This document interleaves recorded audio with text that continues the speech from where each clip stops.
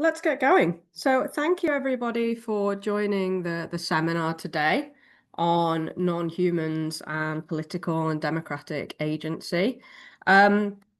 Before we begin, I would like to start by acknowledging the Ngunnawal people as the traditional custodians of the ACT, where the University of Canberra's Bruce campus is situated. We recognise that they are an integral and celebrated part of our culture at UC, and we extend that acknowledgement to all other First Nations people here present and beyond. So, let's get started. So a little bit about this seminar series. This is the 5th seminar in the series this year. And the series title is Strengthening Democracy, a Research Practice Exchange. And the series was created to facilitate a space for conversation, a dialogue between leading researchers and practitioners who are working to strengthen democracy in Australia and around the world. So our aim is really to bring together insights from both research and practice, and often from people who are working in both as well, to explore new ideas, strategies, and solutions. And by looking at the challenges facing democracy through different lenses from research and practice, we hope to uncover kind of fresh perspectives, foundations for further dialogue and possibilities for change. So my name is Lucy Parry. I am a senior research associate at the Centre, and I've long been interested in how deliberative practices and democratic innovations might hold the potential for enhancing the representation or participation of non-human animals in democracy. It's how I started my academic journey in my PhD, actually.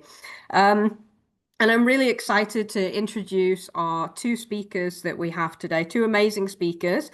We've got Lakshmi Venugopal and Shrishti Bajpai. So Lakshmi has got 2 decades of international experience spanning environmental sustainability, climate and gender justice, and transformative change. And her facilitation practice centers on deep listening, authenticity, inclusive co-creation, drawing from deep ecology and the work that reconnects. She's also the founder of the Inner Climate Academy. And Shrishti is a researcher, writer, activist working on themes of interspecies justice, earth governance, and systemic transformations. And she is also the coordinator of a network in India, an environmental action group that research documents networks around systemic alternatives. And she's also a core team member of the Global Tapestry of Alternatives. So without further ado, we're going to get started. So just to be aware that we are recording the session, and we're going to start with, let me stop sharing here.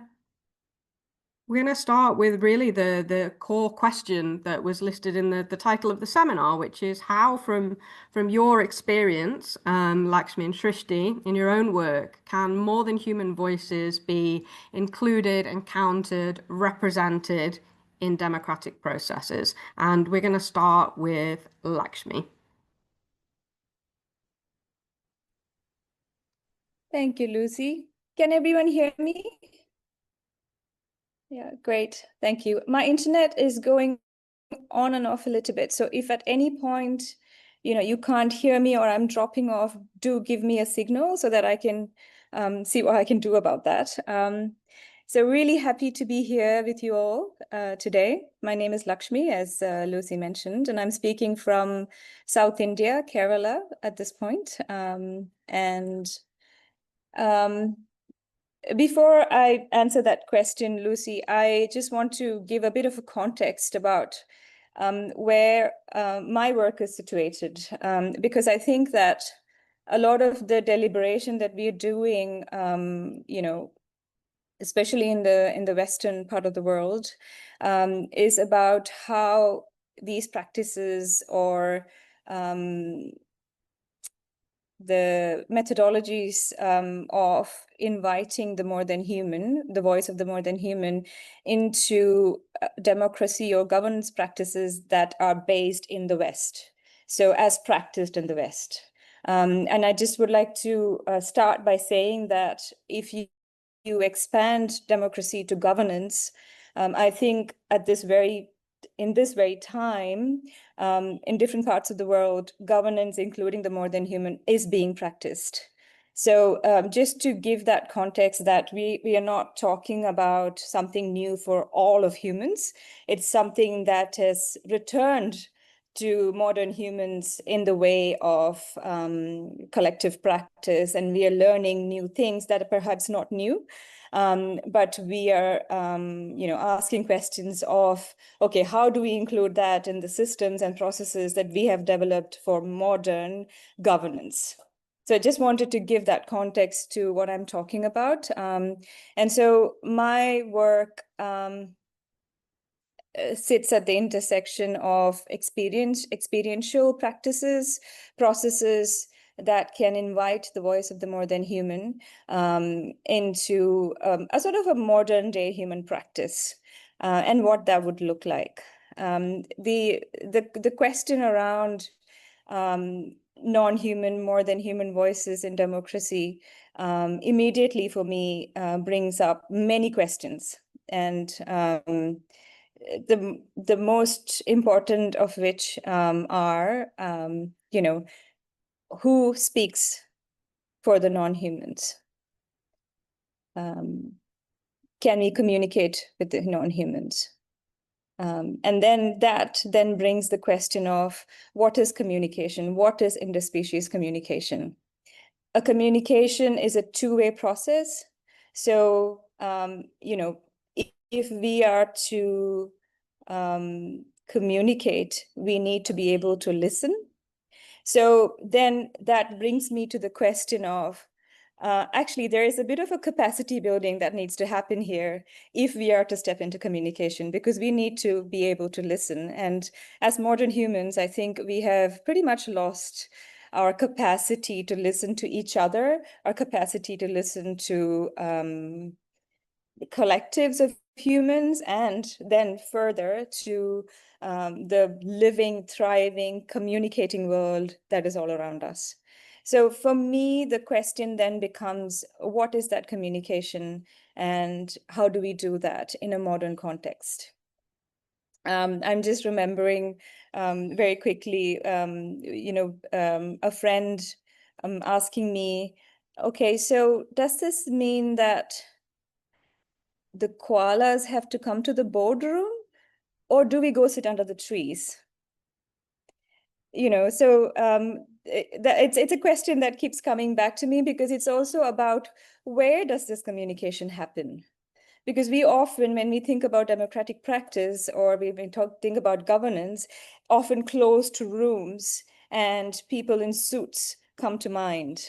And it's a very carefully orchestrated sort of a practice. So, and so I invite you to, imagine something else. How about under a tree? If we are to invite the non-humans, can we go sit under a tree and have this communication, have this process unfold? So that was one of the main sort of tension points that I encounter in this, when I think about this. So it brings to me the question around relationality. If we are talking about including the non-humans in our democratic practice, then we have to develop frameworks, we have to develop our capacity for relationality, because the moment you listen, the moment you start listening, the moment you start communicating with another, you are building a relationship. It's impossible not to build a relationship when you are in communication. What that relationship looks like, what it means to you may be different for different people, but you are building a relationship, and a relationship comes with accountability. It comes with contracts, social contracts. And so then, but there's this big if in that, which is that for the longest time, we have learned to mistrust anyone who seemed to represent anything other than themselves in the modern world. And it's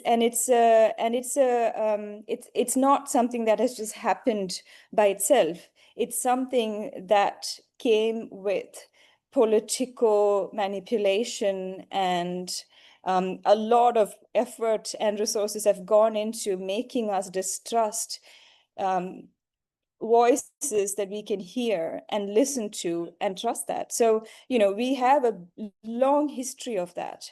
If someone says that they can speak to a tree, our immediate reaction is that person all right?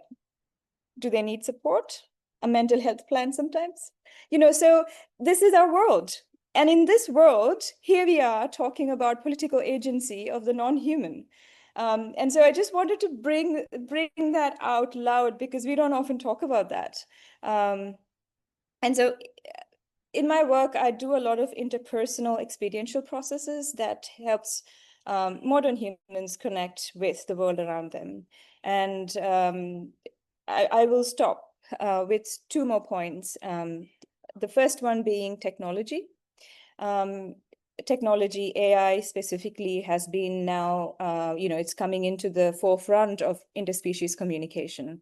It is being seen as something that can take care of all these questions that I asked just before. It seems to have an answer to all of that. It seems to be unbiased. It seems to be able to represent the voice of the non-human. It seems to, give us what we want. A screen can sit in a boardroom and it can speak for a river, for a koala, for an elephant, and that solves all of our problems, right? In terms of democratic practice. So my worry is that we have solved a lot of problems like that, and they've come hitting us right back. So I think there are many, many questions to be asked of technology while it's being incorporated right now into this space. The second point that I wanted to come up with was about the role of the collective and of community.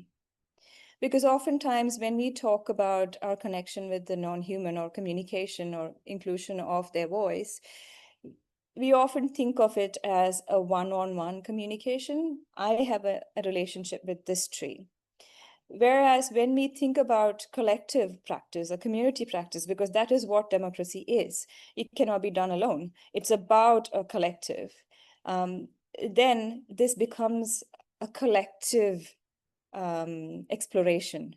How do we connect to the non-human in a collective capacity? How do we, how do we do that? And how do we get into a relationship and trust one another when we are communicating with the non-human? So I'll leave it there. There's a lot to unpack in so many of the things that I've talked about, but I'll leave it there, and then we can come back into conversation. Lucy, was that all right? I don't know how long I took. Wonderful. That was perfect. Thank you, Lakshmi. I'll hand over to you now, Shrishti. Thanks, Lucy, and thanks, Lakshmi, for setting that context beautifully. So, well, for the first part of it, I think I would like to share about my own journey about coming into these questions and then figuring out why certain questions need to be rephrased and why certain questions, need to be asked differently, and only then possibly we can reach the answers that we are hoping to reach. And my own, along with many other colleagues, were exploration around democracy itself. That we talk about democracy in a context where actually there are many people who have never really experienced democracy. They don't know what democracy is. And it's because of the systems of oppression and authoritarian governments that many contexts and people have lived in. And so talking about democracy becomes even more interesting and challenging when we are talking about what does and how does that look like when people have not experienced it in their lives ever. And that took us to explore these questions and the context that in the context that we were living in, which is India, South Asia, and then exploring possibilities of actually bringing together many such communities, people from different parts of the world, and understanding what and how do people define democracy, what is really democracy for them. And for me, that led me to central India, where and Gond indigenous peoples, Adivasis is what they're called in India, have been facing mining threats in their sacred forest. And when we were asking them about what is their assertion for democracy, how are they trying to take control over their decision making, how they are trying to articulate their processes of self-governance, one important thing that I was told by an elder was around the fact that for them, the rest of nature, this forest that they were trying to protect, was God for them, and so the leaves, spirits, animals in the forest were sacred, and so they had to take a decision or not to take a decision to have mining in their forest based on what forest tells them. And this quiet assertion that this elder made was so much deeper, wiser, and most life-affirming notion of democracy that than the one that is currently prevalent in our world, in our planet. And that kind of brought for me a very broader notion of what really democracy is, what is governance, from an outside modern, what Lakshmi was saying, from a Western perspective.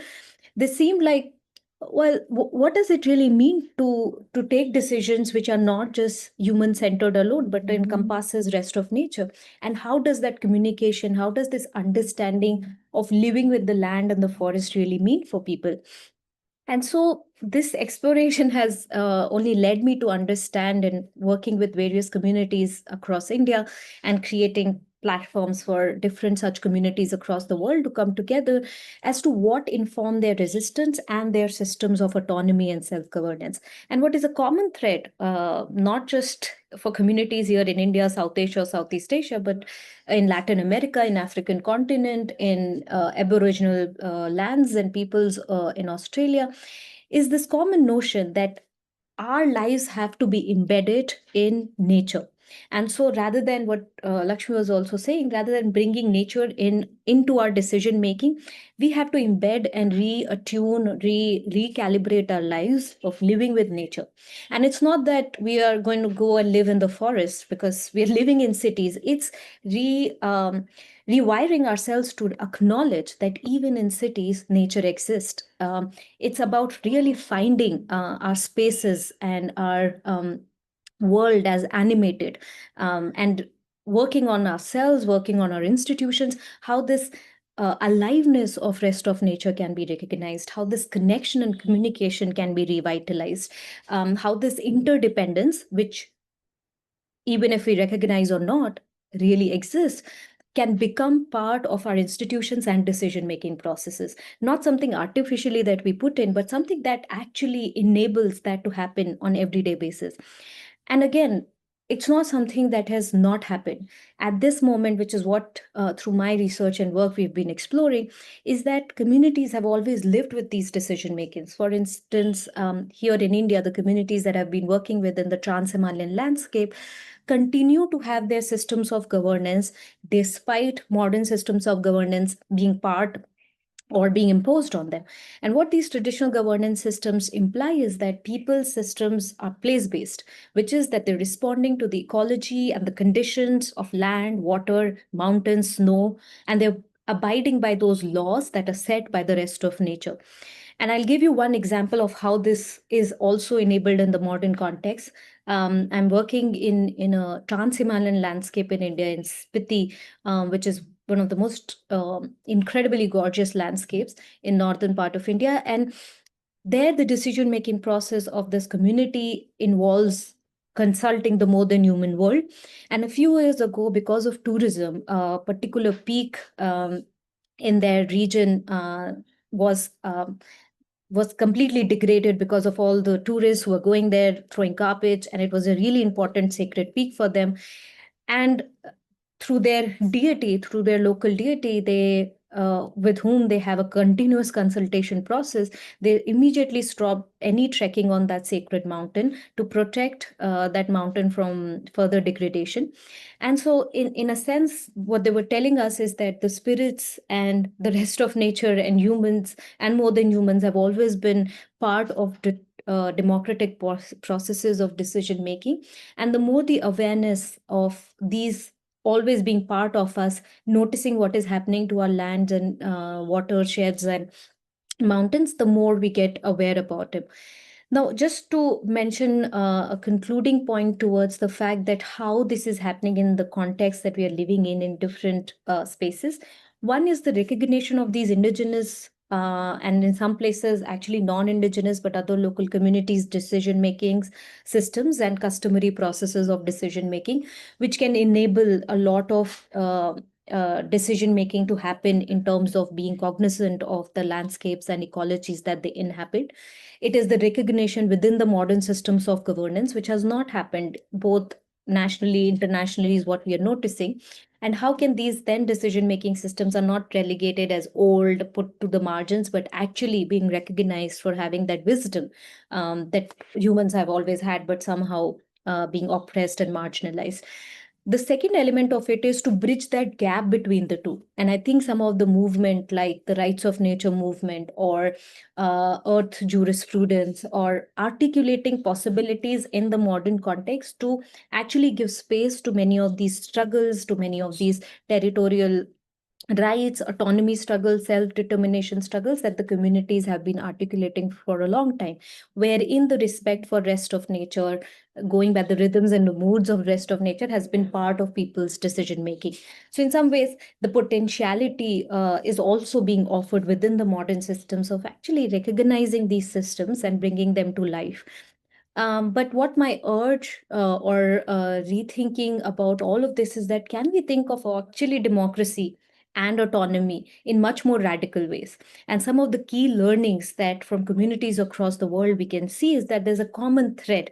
And those key learnings and those common threads are something that, despite in which context we are, we can learn from, we can embody them, we can imbibe them. But that would need transformations in the way we are educated, in the way our economies are working, in the way we have understood life and our cognitive abilities for it, in the way much of our life is organized. And I so think that this conversation is also very intersectional and cross-sectoral, because we have to bring in and weave many threads of our life together to be able to really talk about what it is to live with nature, in nature, and recognizing that humans are not really separate from nature. So we are as much nature as anything outside of us is. So it's also rewiring of looking at ourselves, and much more maybe spiritual work that needs to go in, which I think we can talk maybe more about. But I'd conclude by saying that it is looking at democracy and autonomy in radical ways and bringing in the intersectorality and also systemic transformations as part of these conversations. Okay, back to you, Lucy. Wonderful. Thank you, Shrishti and Lakshmi, for those opening remarks. I've been kind of furiously making notes, but there's so much in there to unpack, and we don't have too much time. So what I'm going to do is ask you both to tell us a little bit more about, I guess, the how, the practical side. So two things you both mentioned there were about the sort of the rewiring that needs to be necessary, which is maybe potentially internal work, but also relational work that needs to be done. So I wondered if either of you could tell me a little bit about, for you, in your either in your facilitation practice, Lakshmi, or in your work, Shrishti, what that looks like. What does that practice look like? What is needed for that kind of rewiring and that closing of the gap between the modern contexts and institutions and reconnecting to nature? Whoever wants to go first. Lakshmi? I can start, Lucy. So in my experience, I think a big part of this work is emotional work. So, it's a little bit counterintuitive, but a lot of the relational work that we do, while we are in settings that are beautiful in nature and we are connecting to the non-humans around us, what often happens is that there's an overwhelming grief that comes up for us humans. And I can say that quite confidently, that I've worked with people from around the globe, that it does not matter where you're from. What you feel may be different depending on where you're from, but the grief that we carry as humans, as a species, is quite something. And so, when I think about deliberative democracy, when I think about opening up spaces for what that authentic, real connection and communication could be, I am thinking about spaces that can hold emotions, that can hold stories of from the past as well, like the stories that has such a big grip on us, like big stories of our times, like colonization, oppression, violence, death. That this is the story of our relationship to this earth. And we are not outside of those stories. We are very much part of that story. And so when we remember, when we get into connection, all of these threads in that story becomes alive for us. And it sometimes becomes a lot to carry for one person, which is why I was talking about the role of the collective and community in this work. We have to hold each other through that. Another side of that coin is, I think reconciliation work has to be part of this picture. And by reconciliation, I mean reconciliation with humans and Earth, reconciliation between humans. Look at this room, the shared histories of all of us here and our shared histories with the Earth invariably includes war, includes oppression, includes colonization. And we are now wanting to step into connection together. And it would bring up tensions that we have to work through. And so we have to be conscious about the role of reconciliation in this work. I often use interpersonal work as a doorway into connection with the non-humans, because I think that many times I've encountered, personal issues in my life, and I realized, wow, I lack the capacity, my relational capacities to communicate, to be in relationship with another humans. It's so difficult, right? It's really difficult sometimes. It's challenging. And when that is challenging, when I'm stepping into relationship with the wider life around us, which, mind you, is always open and willing and wanting us to step into that relationship, and yet it's a much bigger ask from us. And so how do we do that intentionally? How do we do that in community? And how do we bring in skills that we have developed for interpersonal work into this work, so skills in reconciliation? How do we apologize? How do we ask for permission? How do we engage with the tough emotions that come through us in this process? I don't know if I've answered your question, but I've engaged with that question, let me say, put it that way. Shrishti. Thank you, Lakshmi.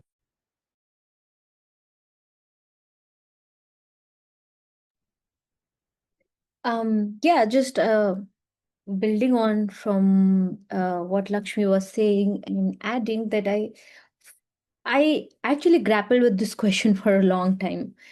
Practices, processes, methodologies, because I somehow, while working with a lot of these communities, felt that I was trying to distill something out of the experience that I was having with working with communities, but also trying to create some practical to-do list for myself. that I need to do, bring into my practice every day, and that would solve the world's problems. In a way, I think that was a good cognitive challenge that I had to undergo, and also continuously an awareness for me to how question my own education, my own way of thinking, which is pretty much very colonial in many ways because I was given a colonial education. So, and that has been a very interesting process because every time I encounter that, I am challenged, and I really don't have good answers for it. So again, just to say that I don't have a practical guide as to what people can do to do that. I can just share my reflections based on what I have experienced while working with people. For instance, while I was giving you this example of Central Indian communities, I was trying to talk to them, ask these questions about how do they, are in communication with rest of nature. They they told me that, you can't really understand what it is to understand that rest of nature is angry. And I remember this being a repeated conversation also when Lakshmi and I went to Northeast India, wherein this elder was hesitant to tell us why he thinks nature is angry, and the fact that the two of us won't be able to understand why nature is angry. We just didn't have the capacity to really understand it. And many a times those conversations have led me into forest walks with elders and community members, which is just a different way of knowing the forest and knowing their struggles also. It is about understanding what trees, what plants, what birds, what animals inhabit. And it's never a rosy relationship. It's never a relationship that is of complete harmony, which is again a very I think a colonial Western notion of how relationships of humans and rest of nature has always been understood. It's a relationship sometimes of harmony, sometimes of conflict, sometimes of violence, but it is all this communion that makes a community. And I think what I've understood from a lot of these conversations is that it is about revitalizing many of our senses, have actually been in modern lifestyle. We don't have the ability to pay attention to what's happening around us. And this radical attention that if you work with any of these communities, is so much alive for people, is very essential. And learning about where your food comes from, growing your food, understanding the landscapes, watersheds and mountainscapes, seascapes becomes part of your everyday living and not something that you do outside or somewhere else. It's not a practical job to do. It's a embodied way of living. And so the cycle of dependence and interdependence is so obvious in your everyday dwelling. And I'm sure many of you who are sitting here also have joined this call, maybe are living all of that already. And so what I'm trying to say is that it is about reviving that sense of intuitive intelligence that in some ways, or many of humans have always had or can be revived with various practices, but primarily listening to the lands and the mountainscapes and ecosystems that we live in.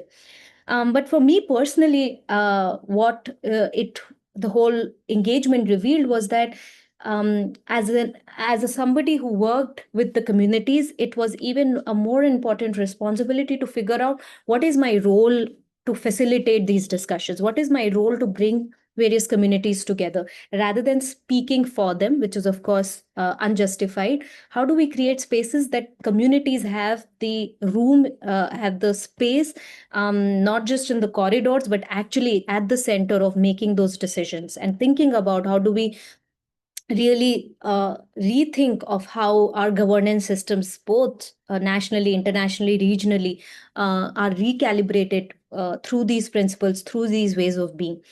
And that could actually be very powerful. And we have, through various experiences here in India, created spaces where people can actually come together, and us being the facilitators, talk about their struggles, talk about their systems of governance, talk about how their practices, which actually differ in many different places based on the context that they're living in, but have strong notions of learning from fishes of how to govern, or from bees of how to govern, or from mountains of how to govern, and how all of this can be part of our collective sharing, but most importantly, collective reaffirmation that these ways of being are acknowledged, respected, and they're not alone in some corner of India or Northeast India, but something that communities in Latin America, Aboriginal people in Australia, communities in African continent, everywhere have been practicing. There's a wisdom, there's a connecting thread, as I was saying. There's something deeply rooted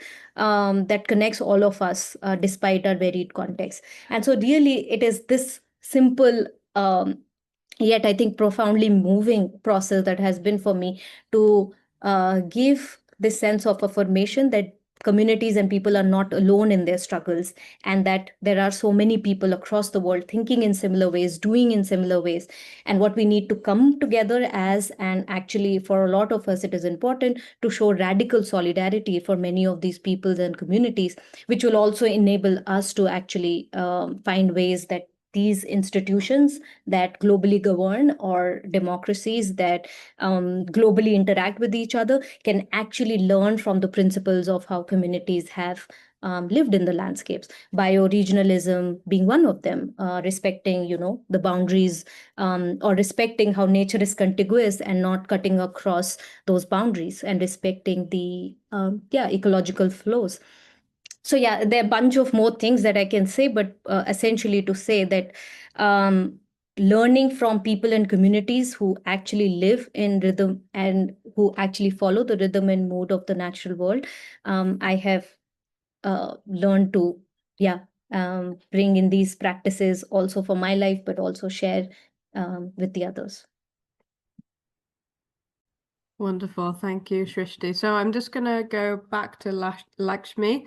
If you want to just spend maybe maximum 2 minutes or so, just any concluding remarks you want to make, and then Shrishti, and then we can open up for questions. We've got a few kind of conversations going on in the chat already, so I'm sure we're going to have lots of questions. So if we just keep these last couple of comments brief, and then we can start discussing.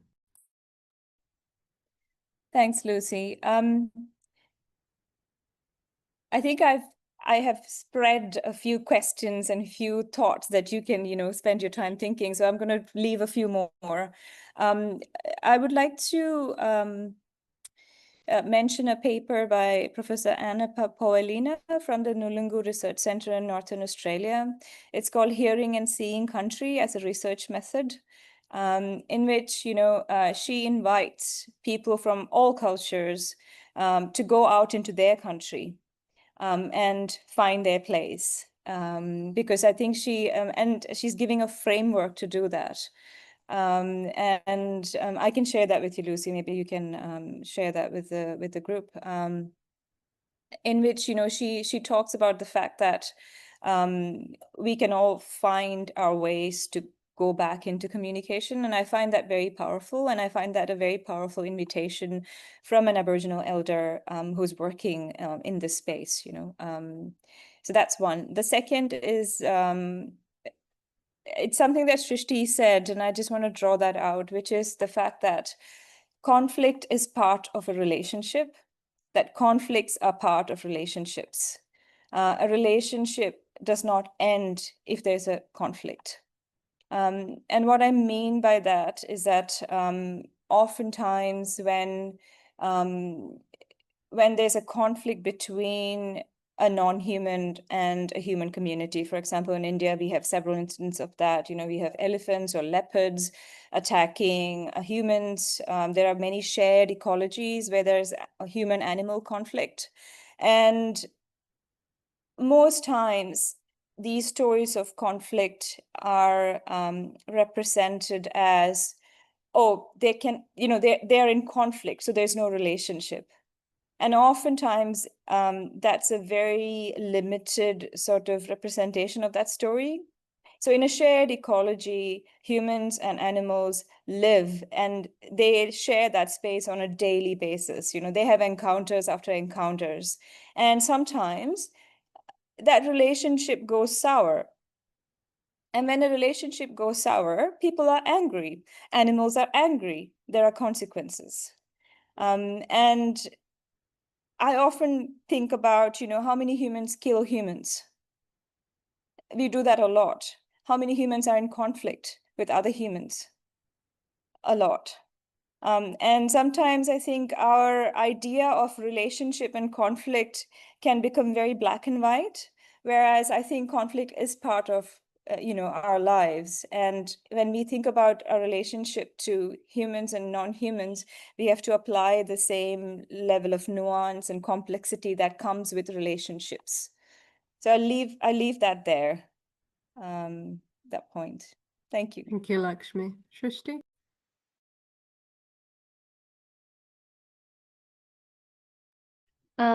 Yeah, just I think one of the challenges essentially dealing with right now in the context that we are living in is, I guess, big challenges that we are still living in. Like, this conversation is very, very minority conversation. How many of us are able to create maybe some spaces, some dent in the institutions or systems of governance or global governance in the ways we are thinking? I think very little, and it's still so much of a struggle. The land disposition, accumulation, greenwashing continues, and our languages get co-opted, our ways of articulation get co-opted, being reduced to quick fixes and reductionist way of operating. So I think those external challenges of capitalism, neo-colonization, certain old stuck ways of thinking and continued patriarchal systems is the larger challenge that we live in, and wherein we are having these conversations. So anthropocentrism and the way we are trying to talk about, bring the rest of nature into decision making is something that is so far off from people's imagination. And so in that context, to talk about something like this becomes a lot difficult, because you have to make space to talk about something that is not just sometimes feels like coming at the cost of human rights, but then also to talk about it in being in relation with the other elements of life as well.